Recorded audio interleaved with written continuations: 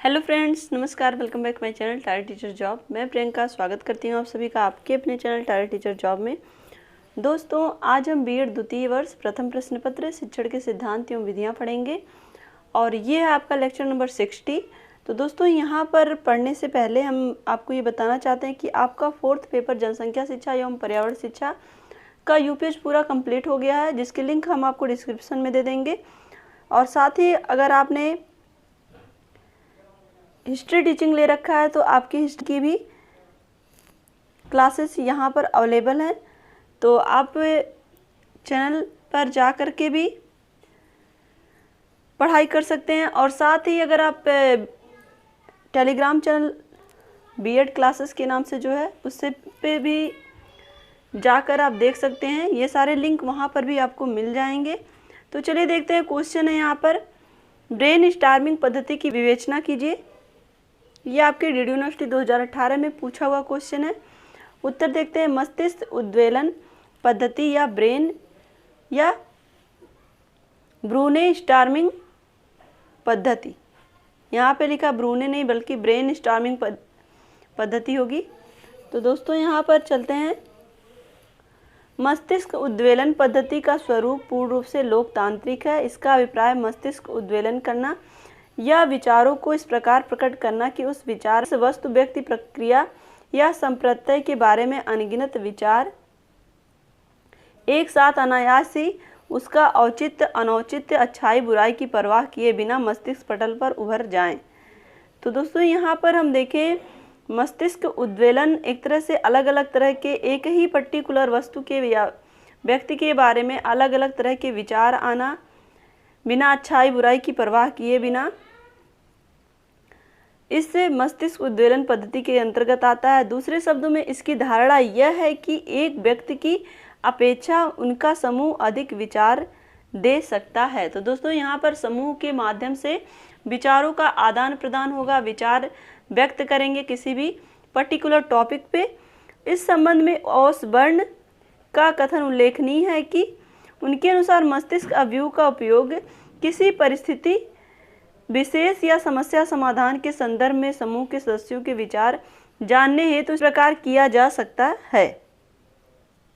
तो दोस्तों यहाँ पर हम देखें तो ओसबर्न के अनुसार मस्तिष्क अवयव का उपयोग एक तरह से इस ब्रेन स्टॉर्मिंग का जो प्रयोग होता है किसी परिस्थिति विशेष या समस्या समाधान के संदर्भ में समूह के सदस्यों के विचार जानने हेतु तो इस प्रकार किया जा सकता है। एक तरह से कह सकते हैं कि किसी भी टॉपिक पे समस्या समाधान के लिए समूह के माध्यम से विचारों का आदान प्रदान करना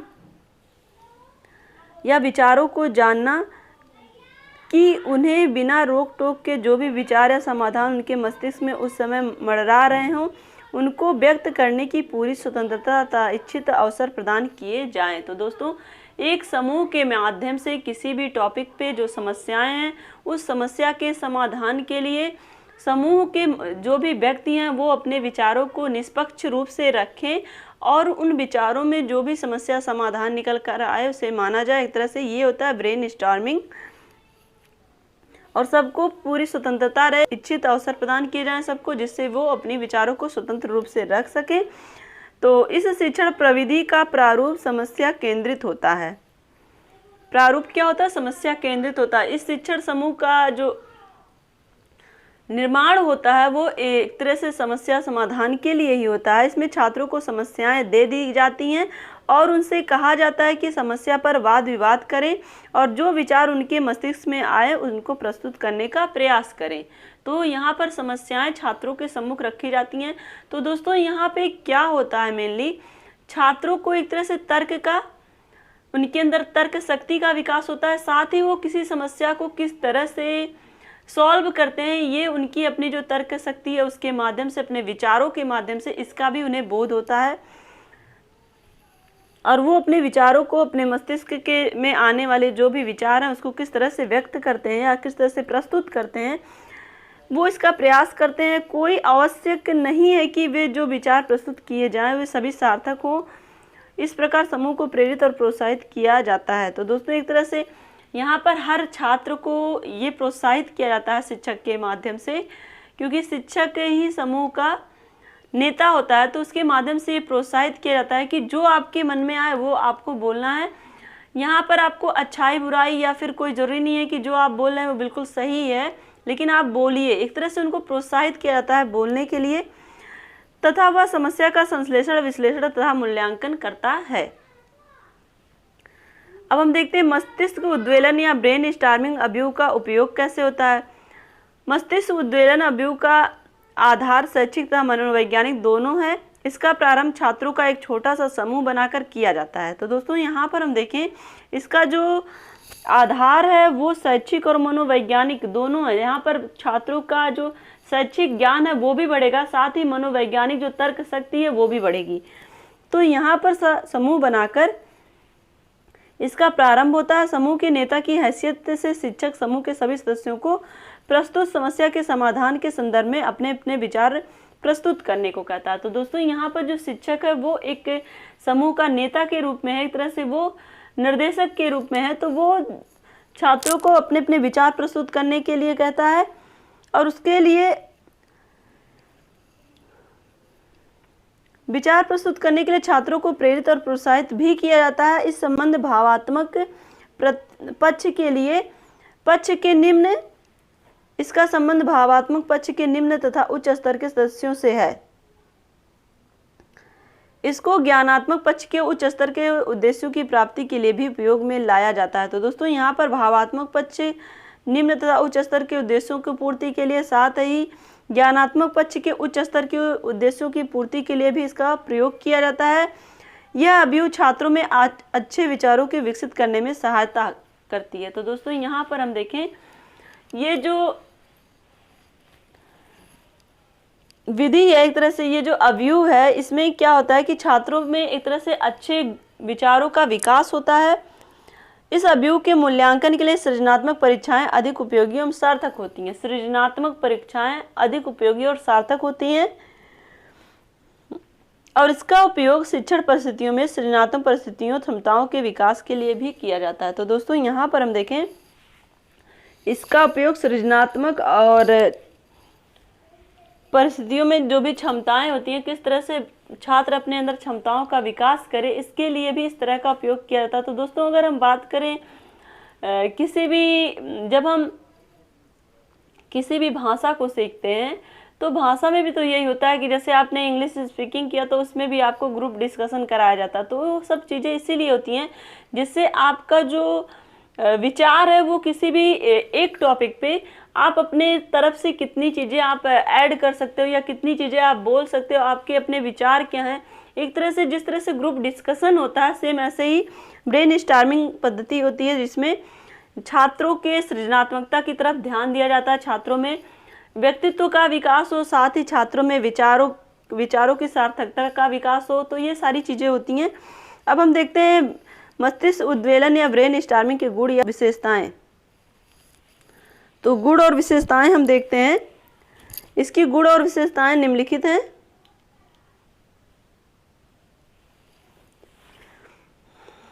तो ब्रेन स्टॉर्मिंग स्ट्रेटजी की जो भी कैरेक्टरिस्टिक्स हैं वो हम देखते हैं। इसमें नंबर 1 है आपका, इस अवयव में छात्र एक समूह के रूप में एकत्रित होकर विचार विमर्श द्वारा किसी समस्या के लिए कार्य कर रहे होते हैं, जिससे सद्भाव, प्रेम, सामूहिकता आदि की भावना का विकास होता है। तो दोस्तों इसका पहला गुण क्या है कि यहाँ पे जो छात्र हैं वो एक समूह में रह करके किसी एक टॉपिक की जो भी समस्याएं हैं उस पर विचार विमर्श करते हैं, जिससे उनके अंदर सद्भावना का भी विकास होता है, एक दूसरे के प्रति प्रेम की भावना का विकास होता है, सामूहिकता की भावना का विकास होता है। नंबर 2 पर हम देखें, इस पद्धति से छात्रों को सोचने, विचारने, संश्लेषण, विश्लेषण आदि को करने तथा निष्कर्ष पर पहुंचने का अवसर मिलता है। तो दोस्तों एक तरह से इस पद्धति के माध्यम से छात्र अपने विचारों को रखना सीखते हैं, साथ ही संश्लेषण या विश्लेषण के माध्यम से किसी एक निष्कर्ष पर पहुंचते हैं। तो दोस्तों एक तरह से उनके अंदर किसी भी टॉपिक को लेके कितना वो विचार कर सकते हैं, उसके जो भी मेरिट और डिमेरिट है, और साथ ही उसके निष्कर्ष पर भी पहुंचते हैं। नंबर 3 पर हम देखें, इस अवयव से छात्रों में रचनात्मक एवं सृजनात्मक क्षमताओं का विकास भी होता है। तो दोस्तों छात्रों के अंदर रचनात्मक और सृजनात्मक क्षमता का विकास होता है, उनके अंदर विचारों को किस तरह से प्रस्तुत करना, इसका विकास होता है। नंबर 4 पर हम देखें, इससे स्मृति और बोध स्तर के स्थान पर चिंतन स्तर पर बल दिया जाता है। तो दोस्तों इसमें हम देखें स्मृति स्तर और बोध स्तर, इन दोनों के अलावा यहाँ पर चिंतन स्तर पर विशेष बल दिया जाता है। यहाँ पर छात्र याद करने और समझने के अलावा विचार करने यानी कि चिंतन करने पर विशेष बल देता है।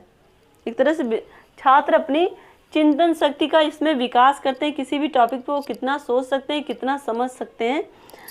और नंबर 5 पर हम देखिए, यह अवयव छात्रों में उच्च संज्ञानात्मक विकास का मार्ग प्रशस्त करता है।